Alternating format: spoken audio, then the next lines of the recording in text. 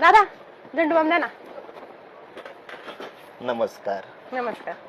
मला दादा बोललात या अर्थाने तुम्ही माझी बहीण लागतात. माणसाला आयुष्यात अनेक प्रकारच्या बहिणी असतात. सख्खी बहीण, चुलत बहीण, आत्ते बहीण, मामे बहीण, अनेक प्रकार असतात माणसाची तशी आयुष्यात. आता तुम्हीच मला आला 5 मिनिटापूर्वीच दादा म्हणला, पण तुमचा लहानपणीपासून पण एखादा भाऊ असेल.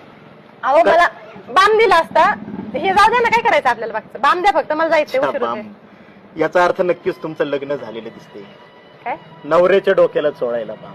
आईला लागतोय घरी बाम, द्या ना. अच्छा, तुमच्या आईला बाम लागतोय म्हणजे अर्थात तुमची आई तुमच्या वडिलांच्या डोक्याला बाम चोळणार. बाम चोळण्यासाठी कपाळ मोठं म्हणजे तुमच्या वडिलांची केस गेलेली दिसते. माझी आई माझ्या बाबांच्या डोक्याला बाम लावून, पायाला बाम लावून, कुठं पण लावून, पण तुम्ही द्या ना, उशीर होतोय मला. मैत्रीण थांबली हो, जायचंय अर्जंट, द्या ना. कुठेही नाही लावायचं. अहो त्यांनी आग निघते. आज तुम्ही डिहरीला लावताय, उद्या कुठेही लावून कसं जमलो. तसं या झंडूबामचं मानावं तेवढे आभार कमी आहेत.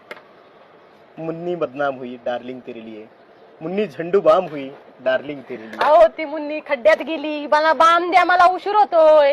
मला कॉलेजला जायचंय, उशीर होतोय, द्या ना बाम. याला माणुसकीच म्हणत नाही.